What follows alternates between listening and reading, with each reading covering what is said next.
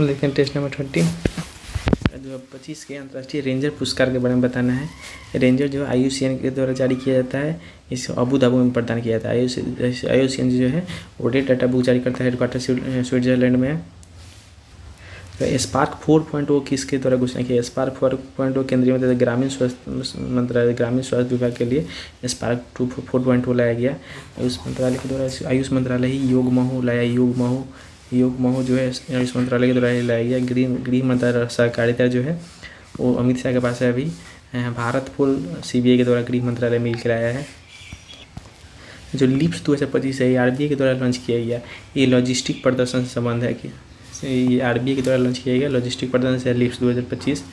किस केंद्रीय मंत्रालय ने अपने कृषि विज्ञान कार्यक्रम के तहत जो अपने टेक्नोलॉजी को ट्रांसफर करने का बात बोला था, इलेक्ट्रॉनिक्स और IT मंत्रालय में कृषि से लगेगा कि कृषि विज्ञान कार्यक्रम सबसे कृषि वाला होगा, लेकिन कृषि विज्ञान कार्यक्रम में जो टेक्नोलॉजी वाला काम है इसे इलेक्ट्रॉनिक्स और IT मंत्रालय इसमें हो जाएगा।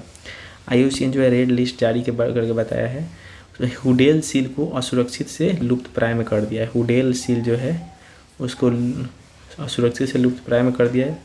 अभी वर्तमान में जो है 48,646, इसको याद रखना है, 48,646 प्रजाति जो है विलुप्त होने के खतरे में है। 48,646 हुडेल सील को सुरक्षित से लुप्त प्राय 48,646। नेवी के हथियार फायरिंग के लिए अत्याधुनिक स्ट्रेटेजिक फायरिंग के लिए त्रिनेत्र का उद्घाटन किया गया विशाखापट्टनम में। नेवी का त्रिनेत्र का उद्घाटन विशाखापट्टनम में। ये विशाखापट्टनम में योग सम्मेलन हुआ है। कोची में एयरपोर्ट जो है 100% सोलर है। श्री विजयपुरम जो है पोर्ट ब्लेयर का नाम बदल के श्री विजयपुरम कर दिया गया है। चुराई गए वस्तुओं से के लिए एक AI म्यूजियम बनाया जा रहा है। इसमें चुराया गया जितना एक दूसरा देश लेके चल गया है उसके लिए म्यूजियम बनेगा। ये जो है यूनेस्को द्वारा शुरू किया गया है, विश्व बैंक द्वारा इसमें, और विश्व बैंक और इंटरपोल मिलकर इसका संचालित करेगा। यूनेस्को द्वारा शुरू किया गया है। यूनेस्को और WHO से अमेरिका जो है बाहर हो चुका है। पर इसमें से कौन जो है हाल ही में भारतीय रेडियो सॉफ्टवेयर IEEE से मानक 1.2 जारी किया है? भारतीय radio software architecture, Indian radio software architecture 1.2 DRDO के द्वारा किया गया है। DRDO का जो है हेडक्वार्टर नई दिल्ली में है। उसका प्रक्षेपण जो है चांदीपुर उड़ीसा में है। व्हीलर आइलैंड जो है APJ अब्दुल कलाम के नाम पर पड़ा है। व्हीलर आइलैंड उड़ीसा में ही, प्रक्षेपण जो है चांदीपुर उड़ीसा में है। पर्पल फेस्ट का होता है? पर्पल फेस्ट जो है वो गोवा में आयोजित किया जाता है, जहाँ पे गोवा में सिग्मो फेस्टिवल भी होता है। ये विकलांग लोगों के लिए मतलब प्रोत्साहित करने के लिए उन लोग कला ये सब के क्षेत्र में कह रहा है कि अक्टूबर 2025 में कहाँ पे नमो जैव विविधता पार्क बनाया? नमो जैव राजस्थान में बनाया। नमो जैव विविधता पार्क राजस्थान में खेलो यूनिवर्सिटी है।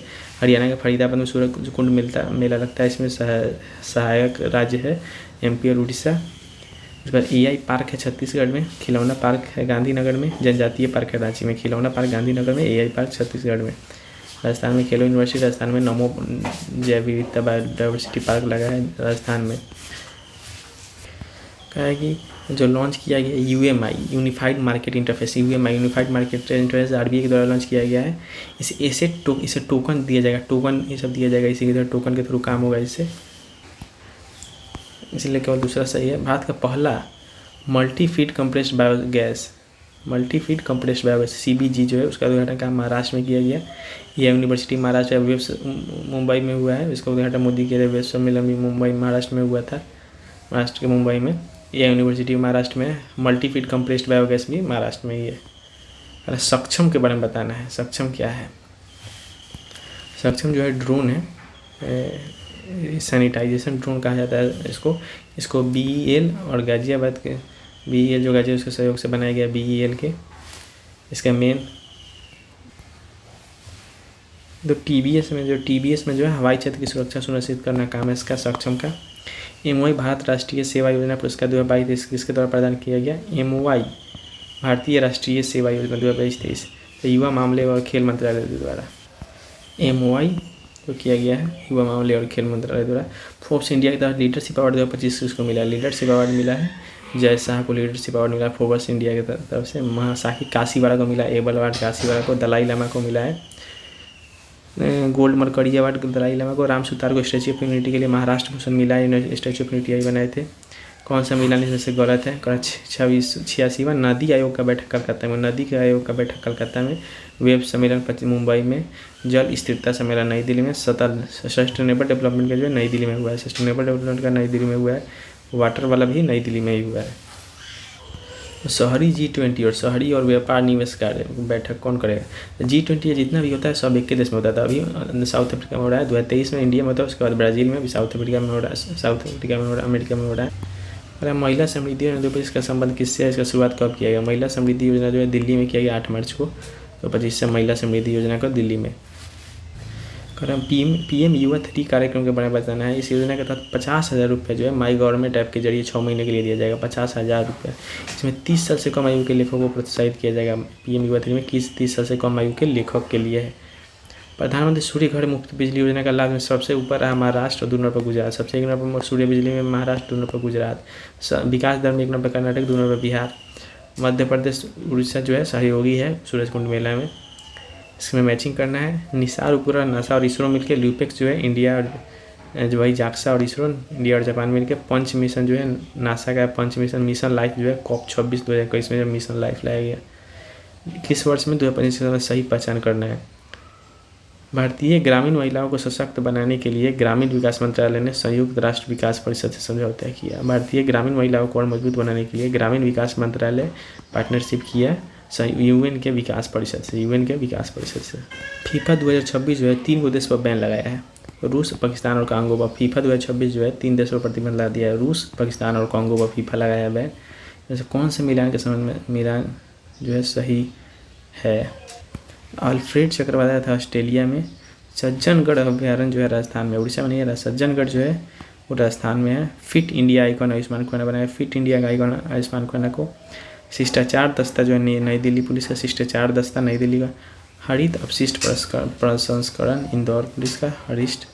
हरित अपशिष्ट प्रसंस्करण नामरूप जो है वह असम में। नामरूप जो असम में हो जाएगा।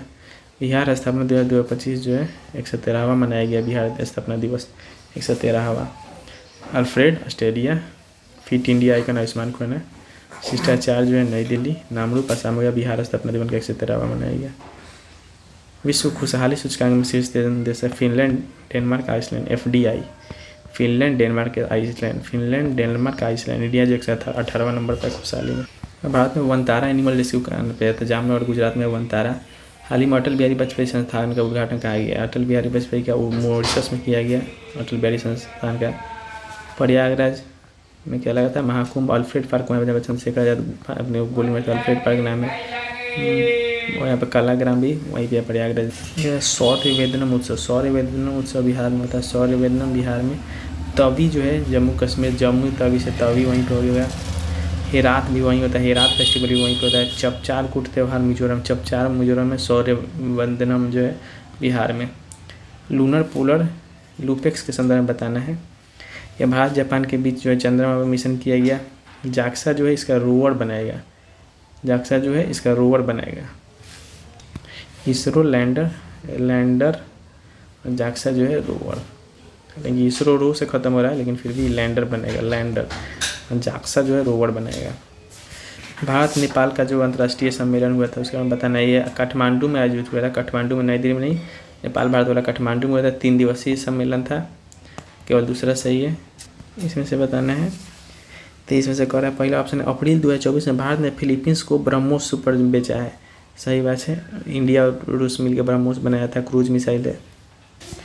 तो बताना है मिसाइल के बारे में। तो कह रहा है ये हवा से हवा नहीं, ये हवा से जो है सतह पे मार करने वाला है। 33 नंबर क्वेश्चन है। मतलब कह रहा है यदि कोई वस्तु अपने फिक्स वेलोसिटी से आगे बढ़ रहा है वो उसी को कंटिन्यू करना चाहेगा जब तक कोई एक्सटर्नल फोर्स नहीं लगे। इसको क्या कहते हैं? न्यूटन का फर्स्ट लॉ ऑफ मोशन जो है इनर्शिया, वही है। न्यूटन का गति के प्रथम नियम को हम लोग जड़ता यानी इनर्शिया का लॉ ऑफ इनर्शिया भी कहते हैं। रॉकेट इंजन, जेट इंजन और जो हीलियम बैलून होता है इस सब में जो नियम लगता है वो कौन लगता है? न्यूटन का गति का नियम लगता है। इस क्वेश्चन में कराया कि rate of change of momentum जो होता है किसी ऑब्जेक्ट का डायरेक्टली प्रोपोर्शनल होता है जो भी अनबैलेंस फोर्सेस पे अप्लाई किया जाता है। Rate of change of momentum unbalance force के डायरेक्टली प्रोपोर्शनल होता है। उसको हम लोग कहते हैं न्यूटन के सेकंड लॉ कहते हैं। उसके बाद क्वेश्चन है कि जो क्वांटिटेटिव डिफिनीशन ऑफ फोर्स को बतलाता है वो न्यूटन का कौन सा नियम है जो क्वांटिटेटिव डिफिनीशन को बताता है? गति का न्यूटन का सेकंड लॉ क्वांटिटेटिव डिफिनीशन बताता है फोर्स का। न्यूटन के लॉ कब जो है काम नहीं करता है, मतलब एक तरह से फेल हो जाता है, अच्छे से प्रूव नहीं हो पाता है, जब कोई भी चीज़ जो है उसका वेलोसिटी वही है जो स्पीड ऑफ लाइट का वेलोसिटी और उसका वेलोसिटी सेम है, तो ये जो न्यूटन का जो लॉ है उस पर उतना अच्छे से काम नहीं करता। यहाँ पर दो वस्तुओं के बीच बराबर और इक्वल एंड अपोजिट फोर्स लग रहा था। न्यूटन का तीसरा नियम हो गया। कौन सा गति के तीसरे नियम से? क्रिकेट खेल में कैच लपकने के लिए जो नहीं है, गति के तीसरे नियम में नहीं लेना देना है, तो कह रहा है कैच को लपकने के लिए जो हाथ को पीछे खींचता है वो ये नहीं है, ये law of conservation of momentum का काम करता है। उसके बाद ये सब जब फुटबॉल को किक मारते हैं तो बॉल जाके चोटिल कर देता है, वो भी उसी के कारण है, क्योंकि यहाँ पे एक फोर्स लगाता है, भी उतना ही फोर्स लगाता है, इसी कारण चोटिल हो जाता है। तो नाविक जो आगे कूदता है, पीछे वाला पैर से ढकेलता है, वो भी वही होता है। गोली जो फायर होता है उसमें जो रिकॉइल करता है वो भी न्यूटन के थर्ड लॉ का नियम है। न्यूटन थर्ड लॉ के बारे में इसमें से कौन जो है गलत है? प्रकृति में कोई भी बल कभी अकेले जो प्रभावी नहीं होता है, सही बात है, मतलब इक्वल एंड अपोजिट उधर से भी लगता है, अकेले प्रभावी नहीं हो पाता है। जब ग्रेविटेशनल फोर्स के कारण जब पत्थर को पृथ्वी खींचता है तो पृथ्वी भी चाहता है कि हम पत्थर भी चाहता है कि हम पृथ्वी को अपने तरफ खींच ले। ये बात सही है, न्यूटन के थर्ड लॉ के इसी हिसाब से अप्लाई होता है। तो थर्ड लॉ में जो है कि कॉज इफेक्ट रिलेशनशिप है। कॉज इफेक्ट कोई करते हैं उसका इफेक्ट आता है, कॉज इफेक्ट कार्य कारण, इसको कॉज इफेक्ट रिलेशनशिप है, यहाँ पे लिखा नहीं है, ये गलत है। कॉज इफेक्ट रिलेशनशिप जो है, गोलकीपर जो गोल पकड़ के अपने हाथ को पीछे खींचता है, क्यों खींचता है? Law of conservation of momentum को कारण वो जो rate of change of momentum उसको घटाने के लिए उसको करता है। लेकिन नेचर में सबसे ज़्यादा स्ट्रॉन्गेस्ट फोर्स है वो न्यूक्लियर फोर्स है, सबसे वीकेस्ट जो है ग्रेविटेशनल फोर्स। जो इनर्शिया के बारे में चीज़ पता करना है कौन इसमें सही है। अगर ये इनर्शिया उसका द्रव्यमान यानी वजन जितना ज़्यादा होगा तो उसका इनर्शिया भी उतना ही हो जाएगा, यानी कि वजन इनर्शिया डायरेक्टली प्रोपोर्शनल होता है, I=mr² होता है। तो इनर्शिया जो है जितना ज़्यादा द्रव्यमान होगा उतना ही ज़्यादा जरूरत हो। अगर इसमें से किसमें जो है इनर्शिया का वैल्यू ज़्यादा होगा? तो रेलगाड़ी और हवाई जहाज का इसलिए ज़्यादा होगा क्योंकि इसका वजन होगा, क्योंकि जो इनर्शिया डायरेक्टली प्रोपोर्शनल होता है मास के वजन से डायरेक्टली प्रोपोर्शनल होता है। अगर कोई वस्तु है उस पर कोई भी फोर्स नहीं लगाया जा रहा है तो एक कांस्टेंट स्पीड से मूव कर रहा है, उसको कोई एक्स्ट्रा फोर्स नहीं तो कांस्टेंट स्पीड से मूव करता है, जो गैलीलियो की तरह बताया गया। गैलीलियो बताया कि जब उस पर कोई फोर्स नहीं लगा तो अपने कांस्टेंट फोर्स से आगे बढ़ते रहेगा कांस्टेंट स्पीड से। कर एक चिकनी सतह के मुकाबले खुरदरा जो रफ सरफेस होता है उस पर कम ज़्यादा स्लिप करता है क्योंकि फ्रिक्शन कम होता है। तो इसका न्यूटन के तो ये तो है कि इक्वल एंड अपोजिट लगता है। उसके बाद क्या करेगा? समान पिंड में एक मान लिया पत्थर तो पत्थर पर आएगा, बिल्कुल गलत बात है। करेगा हमेशा जो सेम मैग्नीट्यूड का उसमें एक्सेलरेशन ऊपर नहीं। मान लिया पत्थर है, धरती पत्थर से जिस एक्सेलरेशन से खींचेगा, पत्थर धरती से उसको थोड़ा ही उस एक्सेलरेशन से खींच पाएगा। करेगा कि ये जो है थर्ड लॉ तभी लगता है जब टकराता है, नहीं बिना टकराए हुए भी लगता है। न्यूटन का थर्ड लॉ जब बिना टकराए हुए भी लगता है, मतलब हमेशा जैसे इंट्रैक्शन शुरू होगा दो ऑब्जेक्ट के बीच में अलग अलग पिंड होगा उसमें भी लगेगा, जैसे इंट्रैक्शन शुरू होगा उस पर जो न्यूटन थर्ड लॉ जो है काम करना शुरू कर देता है। जब किसी वस्तु को खींचा जाएगा तो मैक्सिमम हाइट पे उसका वेलोसिटी का मैक्सिमम हाइट पे वेलोसिटी जो उसका 0 हो जाएगा, अब उसका वेलोसिटी 0 मीटर पर सेकंड। यहाँ पे क्वेश्चन दे रहा है कि दो चीज़ें, दोनों का वजन अलग अलग है और दोनों रुका हुआ है, उस पर फोर्स सेम लगाएंगे, उसका मास अलग अलग है, फोर्स सेम लगाएंगे तो उसका क्या सेम होगा? तो मोमेंटम जो है उसका सेम होगा। चलती हुई बस में जब ब्रेक लगता है तो उसमें यात्री जो आगे दिशा में भाग जाते हैं कि उससे न्यूटन का पहला नियम कारण होता है। करे कोई भी जो स्थिर या गतिशील वस्तु है अपना दिशा और स्थिति को सेम रखना चाहता है, बदलना नहीं चाहता है, न्यूटन का पहला नियम है। आधुनिक परमाणु सिद्धांत का जनक बनाता है जॉन डेल्टन को परमाणु सिद्धांत का जॉन डेल्टन को। मैडम क्यूरी को जो न्यूट्रॉन को रेडियोएक्टिविटी का हेनरी बेकरल को, रेडियोएक्टिविटी का हेनरी बेकरल को, जॉन डेल्टन को आधुनिक परमाणु सिद्धांत का जॉन डेल्टन को। किसको? इलेक्ट्रॉन को खोजी 1900 में फिजिक्स के अवार्ड में आता है थॉमसन को। ईटा पढ़ना चाहिए तो ईटा, इलेक्ट्रॉन हो गया थॉमसन, पर प्रोटोन रदरफोर्ड या गोल्डस्टोन, और नाचो यह हो गया न्यूटन, हो गया चैडविक। कह रहा है किसी परमाणु के जो न्यूक्लियस में जब प्रोटोन और P+N जो होता है किसके बराबर होता है? मास नंबर के बराबर होता है। प्रोटोन और न्यूट्रॉन मिला के मास नंबर के बराबर होता है। डाल्टन एटॉमिक थ्योरी के बारे में बताना है। ये कंजर्वेशन ऑफ मास और principle of definite proportion, conservation mass और principle of definite constant proportion जो होता है, कांस्टेंट प्रोपोर्शन और कांस्टेंट कंजर्वेशन ऑफ मास दोनों पे काम करता है। कह रहा है कि किसी पॉजिटिव चार्ज, इसका मतलब क्या हुआ कि वहाँ इलेक्ट्रॉन की तुलना में प्रोटॉन ज़्यादा है तभी पॉजिटिव चार्ज है। इसका मतलब परमाणु संख्या जो एटॉमिक नंबर होता है प्रोटॉन के बराबर, एटॉमिक नंबर प्रोटॉन के बराबर होता है, और जो मास नंबर होता है न्यूट्रॉन और प्रोटॉन की संख्या के बराबर होता है, दोनों सही है।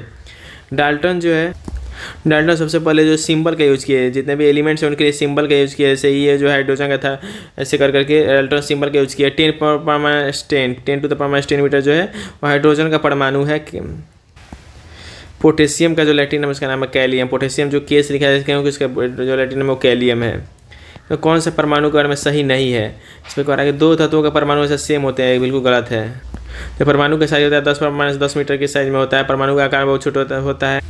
किसी भी एटम का जो किसी भी एलिमेंट का जो एटम होता है हर स्टेट में सेम वही होता है, लेकिन 2 अलग अलग एलिमेंट का जो परमाणु होगा, यानी कि जो एटम होगा 2 अलग अलग एलिमेंट का कोई भी सेम नहीं होगा।